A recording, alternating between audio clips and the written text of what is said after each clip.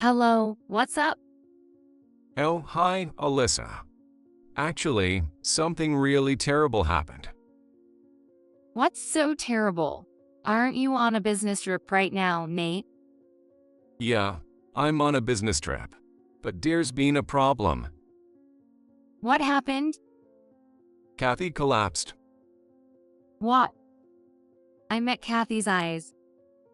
But Kathy. My name is Alyssa, a 32-year-old working homemaker.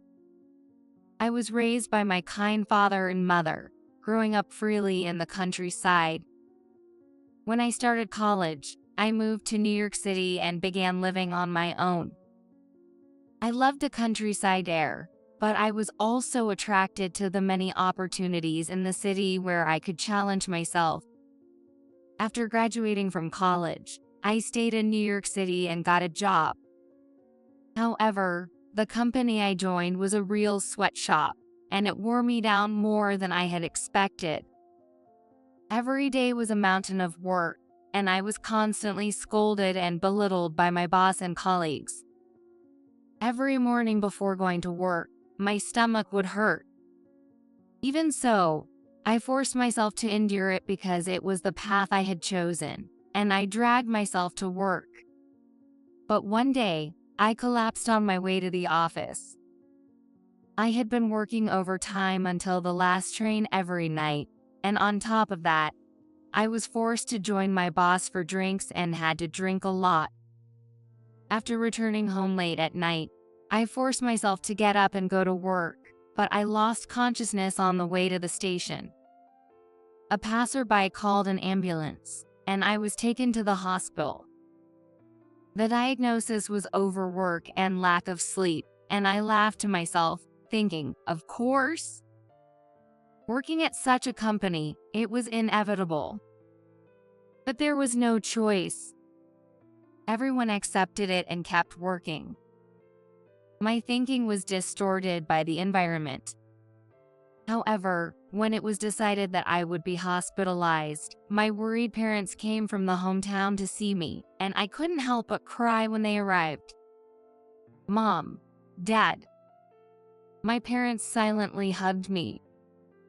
I was so scared thinking about what could have happened if you had collapsed alone at home. I was taken aback when my mother said that to me. The situation was quite abnormal. The company I worked for was insane. So, I decided to quit. Since then, I have been working from home as a freelancer. My parents suggested that I return to my hometown, but there were more job opportunities in the city. Besides, I didn't want to run back home defeated. There was some rebellious spirit in me. So, I stayed in New York and started a new job. I had originally worked at a web design company, so I chose the same type of work as a freelancer. At first, I applied for jobs that welcomed beginners and focused on building my portfolio. Working alone at home took some getting used to, but I worked hard because it was the path I had chosen. Gradually, my efforts started to pay off, and the rates for my work began to increase. Thanks to that, I'm now earning about the same amount of money as when I was a full-time employee. Although the first company I joined was a sweatshop with very low pay, so in general terms, it's not much. Still, I'm very proud of having started from scratch and gotten this far. With my work going smoothly, I began looking for new connections. Around that time, my friend William introduced me to someone at his workplace who was looking for a girlfriend. Trusting William, I decided to meet this man without hesitation. That man, Nate, later became my husband. Nate is a sales representative at an IT company, a clean-cut guy with short hair. He's the same age as me but looks younger. And as expected of a salesperson, he had a way with people. He was very interesting and a good conversationalist. Therefore, even when we first met, I had a great time. I felt attracted to him, and it seemed he was interested in me too. So after a few dates, we started dating. Things are going so well now, something I couldn't have imagined when I was mentally exhausted from working at a toxic company. Nate treated me well, and our time together was always enjoyable. Our relationship progressed smoothly, and a year and a half after we started dating, he proposed to me and we decided to get married. I was so happy to be marrying the man I love that it brought tears to my eyes.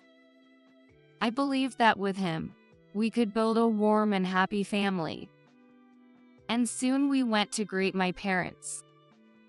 I promise to make our life happy with Alyssa, so please rest assured.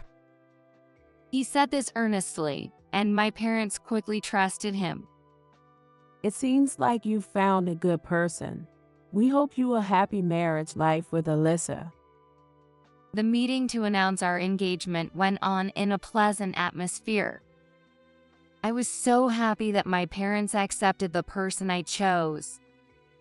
Next, it was my turn to meet his relatives. Actually, he had already lost both his parents. He lost his mother to illness when he was young, and his father also passed away a few years ago due to illness. So, his only close relative was his older sister, Kathy. Kathy is 6 years older than me and kind of like a guardian. She's incredibly talented, and I can never measure up to her. I see. She must be an amazing person. I suddenly felt nervous about meeting her. From what I heard, Kathy is a career woman who works very hard. She started her own company in her early 20s and continues to run it successfully, expanding her business rapidly. I had never met someone so impressive, so I was extremely nervous. I wondered what kind of person she would be. As I felt both excitement and anxiety, the day finally came. I heard that Kathy lives in the house she inherited from her late father. I followed Nate to the house.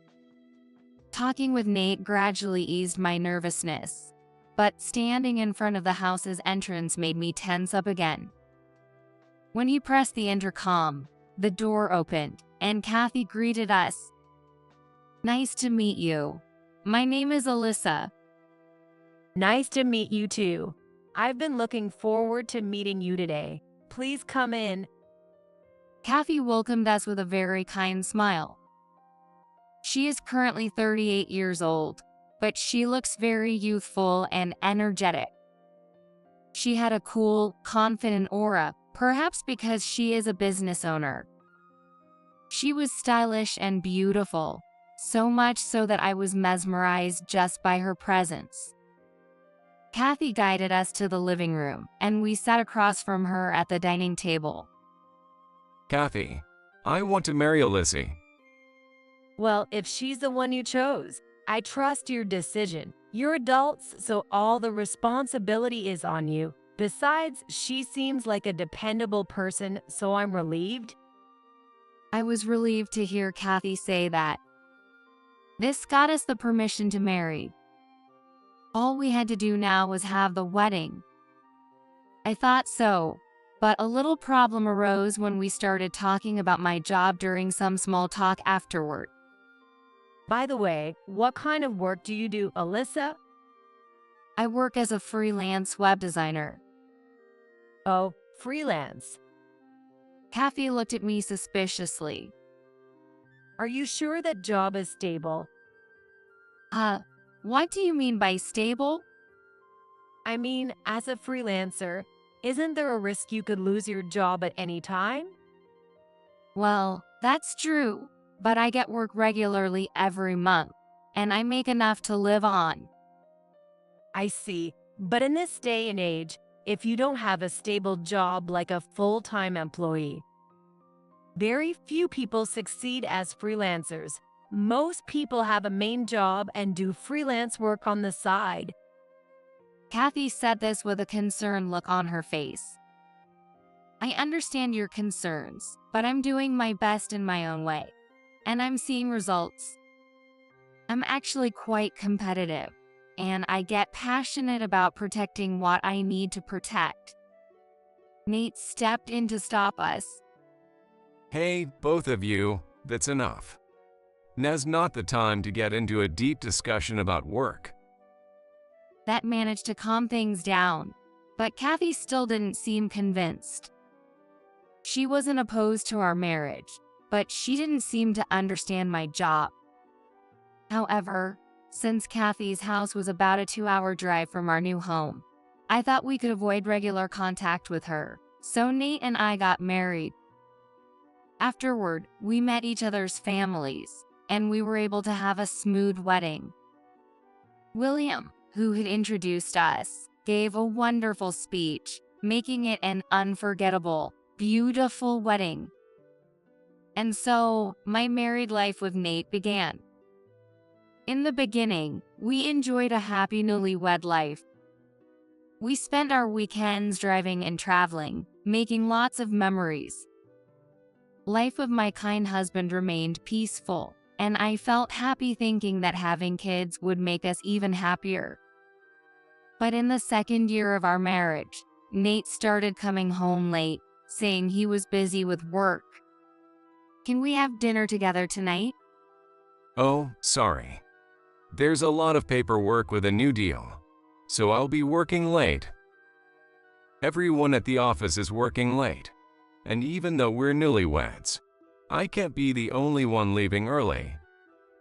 I see. It can't be helped. I felt lonely due to my husband's business, but I didn't want to burden him. While working from home, I did my best to take care of the housework for him.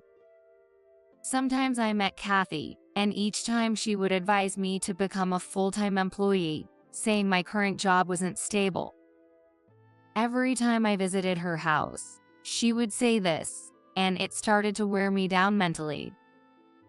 I began to feel uncomfortable around Kathy and eventually consulted my husband about it one day. I think I want to keep my distance from Kathy. I admire her for achieving success through her own efforts, but she seems very strict with those around her. It's tough when she constantly criticizes my job. Well, Kathy is a bit conservative. Plus, she has a protective role over me, so she probably sees herself as a parent and treats you the same way. But if it's too much, you don't have to force yourself to get along with her. Thank you. It means a lot to hear you say that. My husband never forced me to get along with Kathy, nor did he push her words on me. It was something I was truly grateful for. 3 months passed by, and I was enjoying my peaceful daily life. However, my husband was still coming home late and seemed busy. Even so, he kept telling me just a little longer and things will get easier, so please wait for me. So, I decided to wait for the time we could enjoy a slow meal together again and focused on my work instead. One day, while working from home, my phone suddenly rang. Looking at the screen, I saw it was Kathy. It had been a while since I last heard from her, so I was surprised. I hesitated about whether to answer, but in the end, I couldn't ignore it and picked up the call. Hello, Kathy, what's up? I hadn't been to her house recently, and Kathy hadn't said anything in particular to me, so I wondered if she was calling to complain about my lack of visits. I found myself bracing for potential criticism from her about not visiting. Instead, she surprised me with unexpected words. I'm sorry, Alyssa. What? I've been too harsh on you without really knowing you. What do you mean?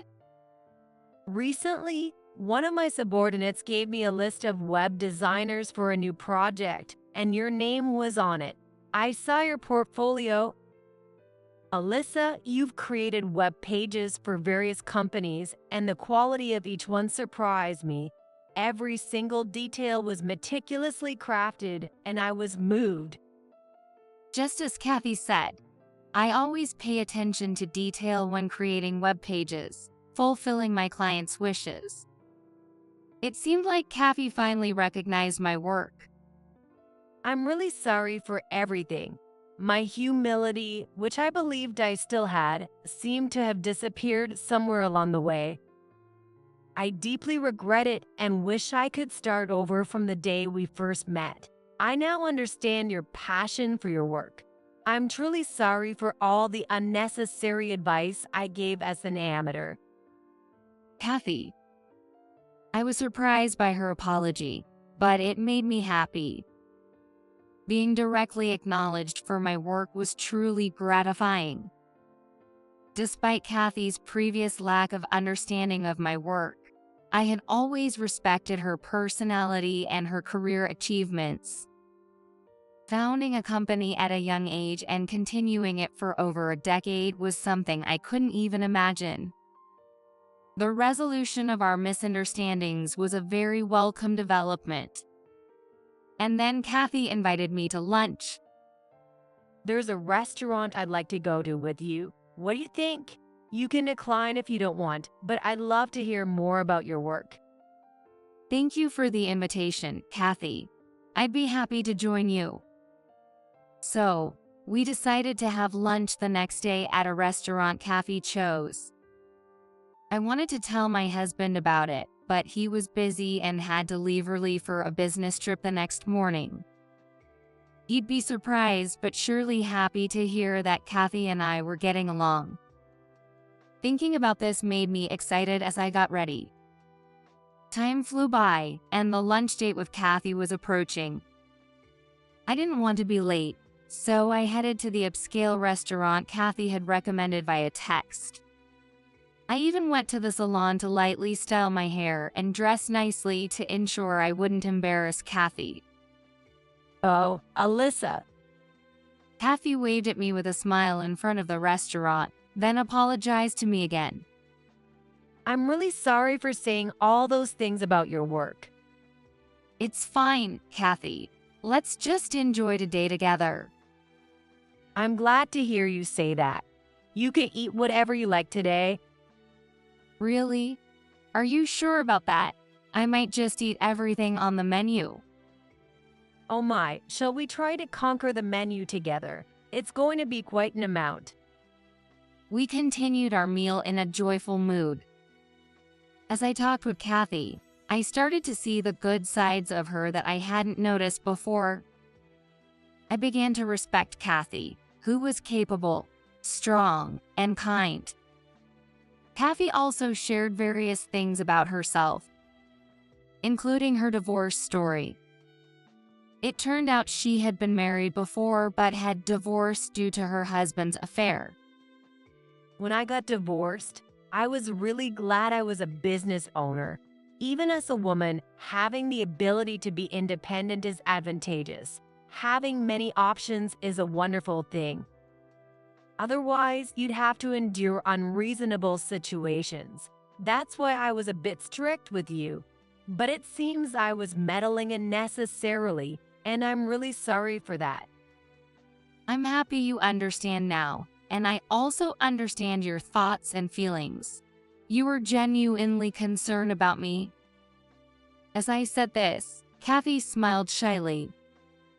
Then, suddenly, my phone rang. Oh, it's Nate.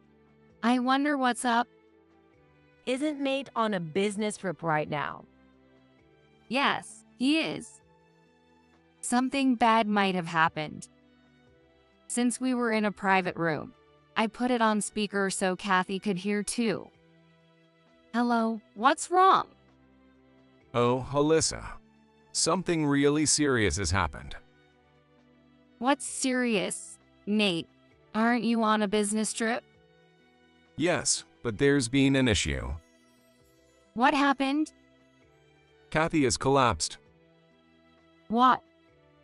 I exchanged glances with Kathy. But Kathy is. As I started to say that, Kathy urgently gestured to me. to keep her presence a secret. Understanding her intention, I decided not to mention it. My husband didn't notice and continued talking. So, I'm cutting my trip short and heading to the hospital. Kathy is undergoing some tests, and I'll get the details from the doctor. After that, I'll be taking care of her at home until things settle down. Shouldn't I go too? No, it's fine. You don't really get along with Kathy, right? Even so, Don't worry about it. Actually, Kathy thinks you're a troublesome sister-in-law too, so she said it's fine if you don't come. I see. All right then. I'm going to hang up now. Nate said that and ended the call. At that moment, I realized he was hiding something from me. And it must be something he couldn't talk to me about. He is almost certainly cheating. Then Kathy said, Alyssa, unfortunately, I think you're right. Nate is cheating. But don't worry, I'm on her side. reassured by Kathy's definite words, I resolved to uncover the truth. And if he is cheating, I vowed to myself that I would take action against my husband. After that, Kathy and I started to plan together. First, to investigate my husband's actions, I immediately contacted William. He's a colleague of my husband's at work and should know well about my husband's work situation. When I explained the situation over the phone, he suggested we meet in person, so Kathy and I decided to meet him later. A few days later, the three of us talked in a cafe, and it turned out my husband hadn't gone on a business trip at all but had been taking a week off using his paid leaves. During this time, he was likely spending time with his mistress. William, knowing my husband's lies, had started to suspect the affair. I'm sorry. I didn't think it would come to this. No, it's not your fault. Later, Kathy and I decided to hire a detective agency to get solid evidence. When my husband returned a week later, he lied unbelievably about Kathy's health deteriorating or becoming sick. I pretended to know nothing and went along with his story.